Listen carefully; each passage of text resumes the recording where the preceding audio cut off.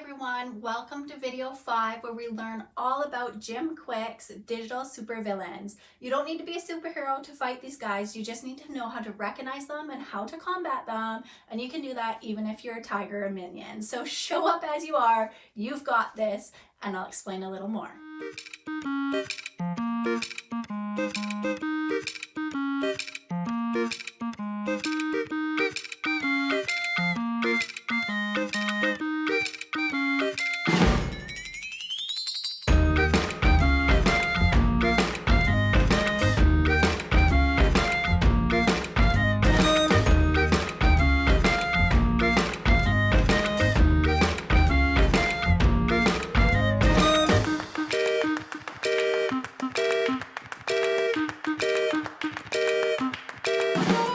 Alrighty, so now that you have your course content and your course material all figured out and organized, easily accessible for yourself to access in your time of need, you should be able to get started fairly easily. However, just because you have all this information, I've really noticed in online learning that students still struggle with the motivation to get started. And if you think of your course outline, that's very curious because your course outline, your instructor or professor has given you everything you need to be successful. They've talked about the direction on where you're going to start, where you're heading. They talk about the vehicle of how you're going to get there. So that's the style of learning, how they expect you to consume information, the assessments that they're going to be using to test your knowledge on the subject at hand. And they've told you exactly where you're going to end up. And even though you have this information, a lot of students still struggle with being able to get started and being able to keep their motivation throughout the semester. I was really excited when I discovered Jim Quick's digital supervillains that prevent us from being motivated and productive when we learn. And this, of course, relates to online learning because these guys are even more prevalent when we're spending all this additional time online. So let's go through them together. The first one is Digital Deluge, and he's pretty nasty. He's the overwhelm of information, so something I expect students to struggle with a lot, especially this semester if you're new to online learning. There's so much choice, it's hard to move forward, and that's why that worksheet, that survival guide, is really good to fill out and to utilize because it'll cut in half your overwhelm, your anxiety. If you're feeling sleepy, this is kind of another sign that Digital Deluge is kind of in your happenings or working his magic. So recognize that there's ways to fight them. You need to stop consuming information, whether that's in the form of taking a break, getting offline, maybe you're printing out your readings or things like that, and then you're getting away from the screen. You're creating white space. So this means you're stopping your consumption of online material. You're giving yourself some time away. So when I talk about taking breaks, that doesn't mean you're jumping on Instagram and you're just scrolling mindlessly. Creating white space is actually giving your brain a break from consuming information, especially in an online setting. I wanted to talk about researching. So I know sometimes students, this can be really prevalent with students who are doing, say, a research report. It's easy to jump on your university website. You type in your topic, say playgrounds. You're doing a research report about the playground movement and how it all started. And there's 1,000 different articles that you can use. Pick 3, print them out. After you read 3 of them that really relate to your question at hand, ask yourself, what do I think about this? And then once you've asked yourself, what do I think about what I've read in these 3 sources, then go consume more and take it in little step-by-steps. That'll really help overcome and hit digital deluge right in the guts. And you can really combat him that way. So digital distraction. This one is prevalent for all of us, so know that it's a realistic one to kind of have to battle constantly. This guy takes advantage of getting that dopamine hit by checking our phones or social media accounts. So if you notice you having lack of motivation, not being productive, you're constantly clicking on your phone to see if anyone's texted you or if you have any additional likes on the thing you just posted, that's digital distraction. I expect him to be very prevalent this semester, so let's kick him in the guts, in the tummy, and get rid of him too.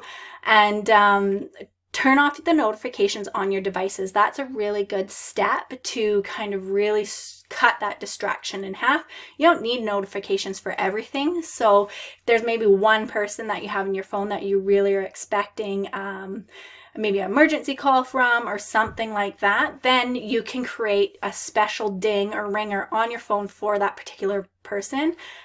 Other than that, you really don't need notifications, so that'll help a lot. Bring back BRB, so be right back. Recognize how we don't really say that anymore. That's something that Jim Kwik brought up in his book that I thought was really curious, because that's true. We never tell people, oh, I'll just be right back when you're texting them online. It's because we never turn off. And so make a conscious effort to turn off and to find other ways to feel connected rather than just scrolling in your on your phone through your text messages or on your social pages. Digital dementia. So this is a really interesting one because this one promotes the whole, oh, I'll just Google it way of thinking, right? I feel like we've all said that before. We kind of know what it is that we're talking about, or we recall something that we just learned. If you recognize signs of poor memory, mental fog, reliance on looking things up, that's digital dementia. Of course, when you're learning online, you don't want this guy to come into play. You want to remove him from the scenario and just kind of get rid of him as you can. Few ways you can do this is actually try to make a conscious effort of being active in your learning. I know we say that a lot. I know it can be really tricky when you're taking courses online, but things like taking notes while reading, printing your readings off again is a really good way to make it active, make it tangible.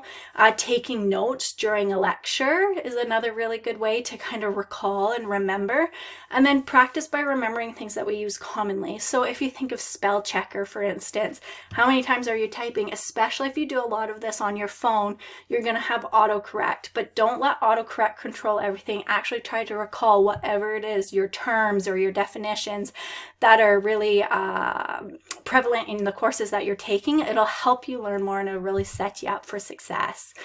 Next one, digital deduction. So this one is all about letting technology do our critical thinking and reasoning for us.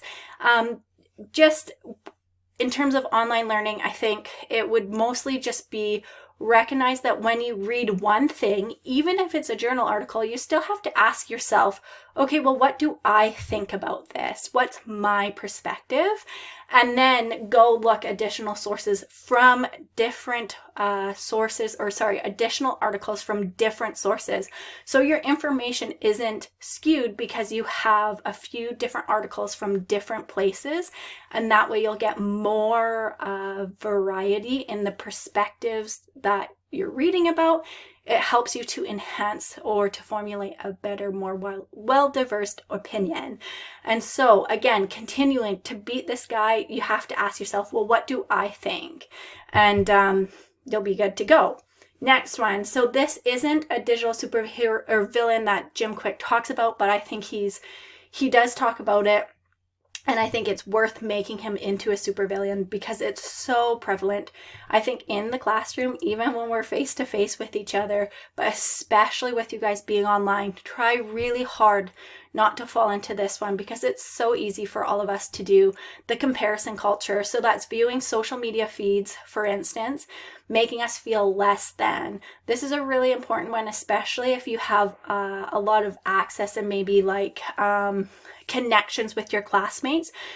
Don't necessarily think that if one person's doing something in one way that that's the right way. Or if you, for instance, are one of those students who really don't like to have your video on when you're doing a live lecture and everyone else has their video on, know that you know you best, and that don't think any less of yourself because you need to consume or navigate the semester a little bit differently in a way that works for you.